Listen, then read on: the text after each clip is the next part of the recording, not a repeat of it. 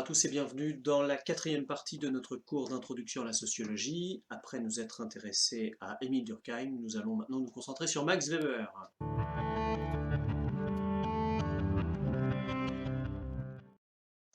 Max Weber est né en 1864, il est mort en 1920. Il est issu d'une famille bourgeoise allemande après des études de droit, d'histoire, d'économie, de philosophie et de théologie. Il mène une carrière universitaire de sociologie. Sa sociologie est intrinsèquement liée au débat théorique de l'Allemagne de l'époque. En France, la sociologie durkheimienne s'érige en physique sociale, et bien en Allemagne, la distinction entre sciences de la nature et sciences de la culture suscite de nombreuses controverses. Les sciences de la nature ont pour objet les phénomènes qui se répètent sans intervention humaine, des relations de causalité en sont déduites, elles aboutissent à des lois universelles prêtant aux modélisations mathématiques. Les sciences de la culture, baptisées sciences sociales dans les années 50, étudient les faits d'une autre nature. Il s'agit d'actions individuelles ou collectives irréductibles aux causes extérieures censées les produire.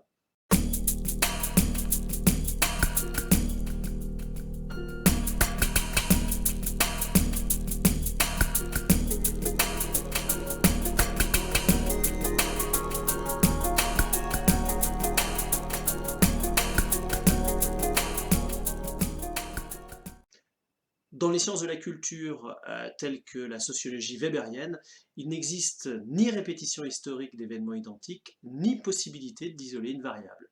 Comprendre les actions humaines et expliquer les faits naturels ne sont pas du même ordre.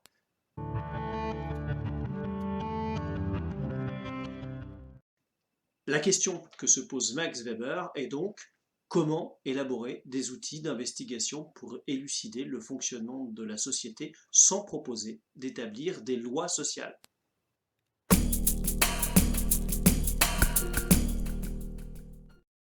Max Weber ne définit pas les faits sociaux comme des choses, mais comme des interactions entre des comportements individuels obéissant à des motivations et à des intérêts qu'il s'agit de reconstituer. Le sociologue ne doit dans ce cas-là pas expliquer des lois sociales, il doit plutôt comprendre des interactions sociales et leurs résultats. On n'a donc pas une sociologie des faits sociaux, comme c'était le cas avec Durkheim, mais bien, cette fois-ci, une sociologie de l'action sociale. Max Weber définit l'action sociale comme une conduite à laquelle l'individu associe une signification. L'action est dite sociale quand le sens de l'action individuelle est rapporté aux actions d'un ou de plusieurs autres acteurs. Il est vain de chercher des lois de la nature sociale, il est plutôt possible d'établir des régularités.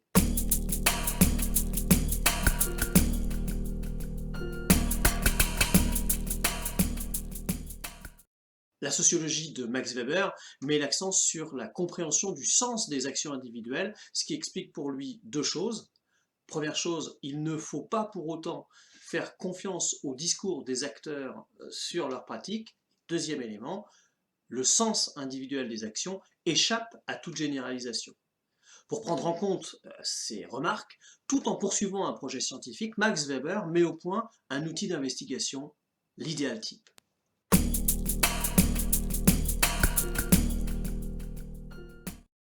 L'idéal type est un modèle abstrait destiné à saisir le réel. Il est constitué à partir d'une pluralité de points de vue, c'est un concept génétique, en ce qu'il est le résultat d'une synthèse abstractive. Il est une utopie, au sens où aucune réalité empirique ne lui correspond vraiment.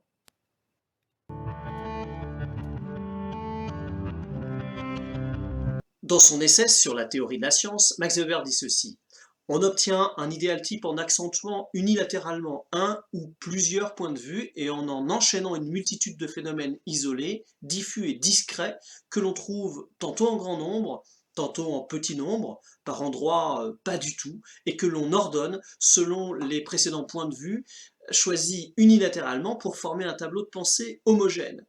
Bref, la construction de l'idéal type obéit à un souci de simplicité, de cohérence interne et de visibilité.